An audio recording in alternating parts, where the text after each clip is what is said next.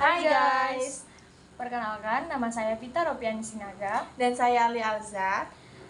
Kami dari STI BPKP Cengkareng semester 2. Nah, di sini kami ingin membawakan materi tentang inflasi.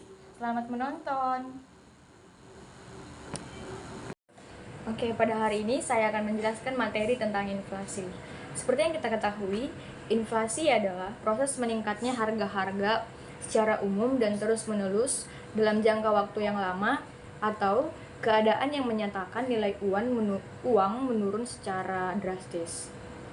Ataupun inflasi dapat juga kita sebut sebagai kenaikan harga barang atau jasa di mana daya beli uang itu sangat menurun. Selanjutnya saya ingin menjelaskan jenis-jenis inflasi menurut parah tidaknya inflasi. Nah, yang pertama itu ada inflasi ringan, yaitu sering terjadi di bawah 10% dalam setahun.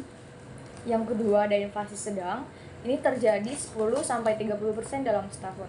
Yang ketiga ada inflasi berat, ini terjadi 30-100% dalam setahun. Nah, yang terakhir ini adalah inflasi yang sangat tinggi atau sering disebut sebagai hyperinflation. Ini sering terjadi lebih dari 100% dalam setahun.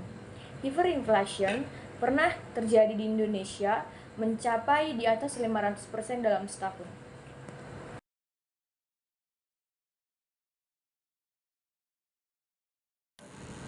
Selanjutnya, atas dasar besarnya laju inflasi dapat dibagi dalam 3 kategori. A. Inflasi merayap atau creeping inflation ditandai dengan laju inflasi yang rendah kurang dari 10% per tahun.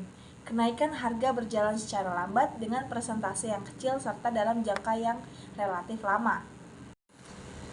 Yang B, ada inflasi menengah atau galloping inflation, ditandai dengan kenaikan harga yang cukup besar dan kadangkala berjalan dalam waktu yang relatif pendek serta mempunyai sifat akselerasi, artinya harga-harga minggu atau per bulan ini lebih tinggi dari minggu atau per bulan lalu dalam seterusnya.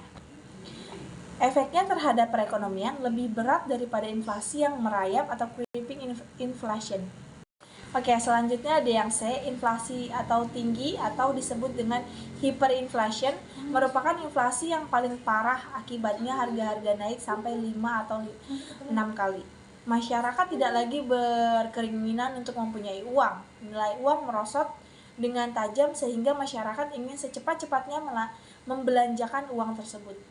Perputaran uang makin cepat, harga uang tersebut naik secara akselerasi. Biasanya keadaan ini timbul apabila pemerintah mengalami defisit anggaran belanja. Misal ditimbulkan oleh adanya perang yang dibelanjakan atau ditutup dengan mencetak uang. Oke, selanjutnya ada menurut penyebab inflasi ada 2 macam penyebab inflasi, yaitu kenaikan harga karena dorongan sisi permintaan dan kenaikan harga karena dorongan sisi penawaran. Oke, selanjutnya ada A, tarikan permintaan atau demand pull inflation. Inflasi ini bermula dari adanya kenaikan permintaan total masyarakat terlalu tinggi sedangkan produksi pada keadaan kesempatan kerja penuh atau hampir mendekati, sehingga tidak mungkin meningkatkan produksi lagi. Apabila kesempatan kerja penuh telah tercapai, penambahan permintaan selanjutnya akan menaikkan harga saja, disebut inflasi murni. Oke, adanya tambahan permintaan akan menggeser kurva permintaan agregat ke kanan. Keseimbangan baru terjadi pada tingkat harga yang lebih tinggi. Apabila produksi pada tingkat kesempatan kerja penuh adalah YO, maka tambahan permintaan hanya akan diikuti oleh naiknya harga. Selanjutnya ada B, cost push inflation, disebabkan oleh kenaikan biaya-biaya produksi, yaitu bahan baku dan upah atau gaji. Selanjutnya, inflasi juga berdampak bagi pemilik perusahaan, contohnya pendapatan tetap. Biasanya pemilik pendapatan tetap itu dirugikan. Nah, untuk pendapatan tidak tetap, biasanya diuntungkan. Selanjutnya, bagi pendapat inflasi bagi para penabung. Bagi para penabung itu terkadang dirugikan karena nilai uang semakin menurun. Sedangkan bagi debitur atau peminjam uang dan kreditur atau pemberi pinjaman, Bagi debitur, inflasi menguntungkan karena saat pembayaran utang nilai uang lebih rendah dibandingkan pada saat meminjam. Dan bagi para kreditur mengalami kerugian karena nilai uang pengembalian lebih rendah jika dibandingkan saat peminjaman. Selanjutnya ada bagi produsen.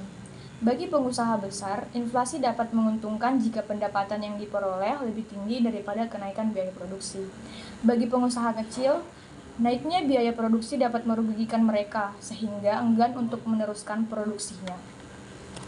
Yang terakhir, ada bagi para perekonomian nasional. Yang pertama itu investasinya berkurang. Yang kedua, mendorong tingkat bunga. Yang ketiga, mendorong penanaman modal yang bersifat spekulatif. Yang keempat itu, menimbulkan ketidakpastian keadaan ekonomi pada masa yang akan datang.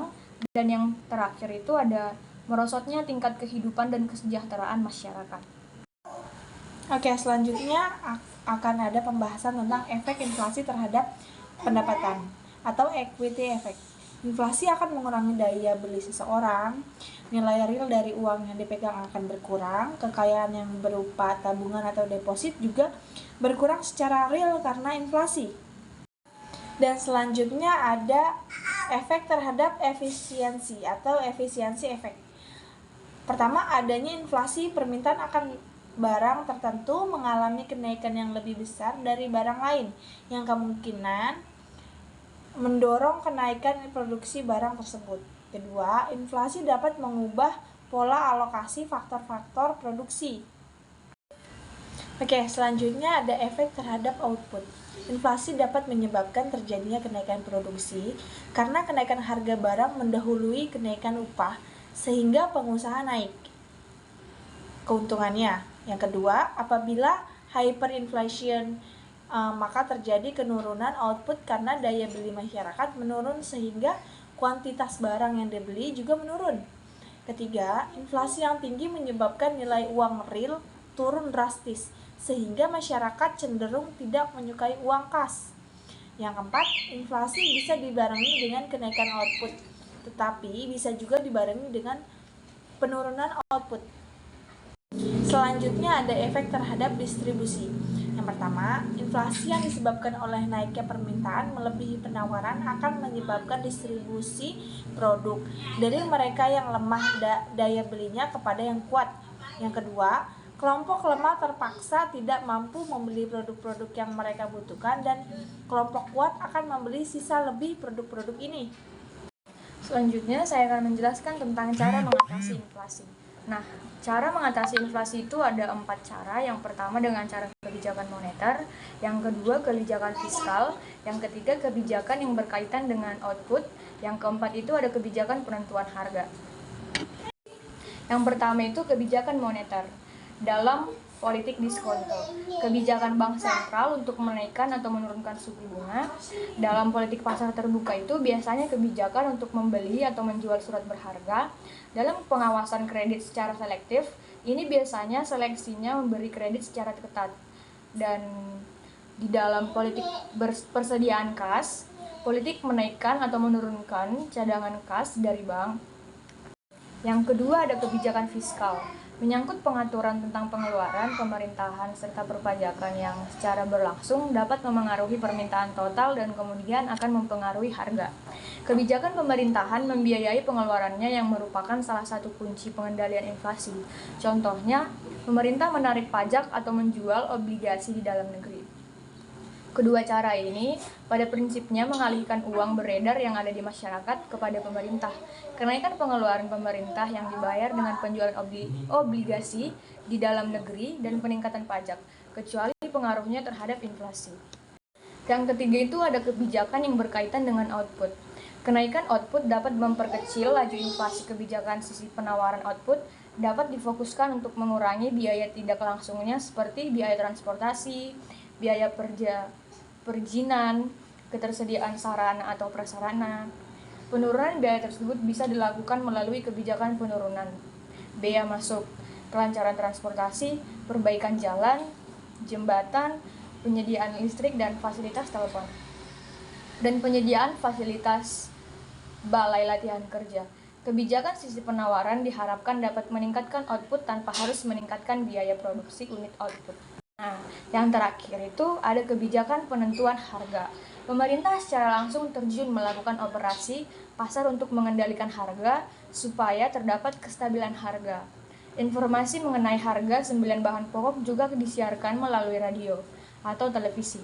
Informasi ini dapat berpengaruh terhadap harga yang terjadi di berbagai pasar dan mengurangi spekulasi harga.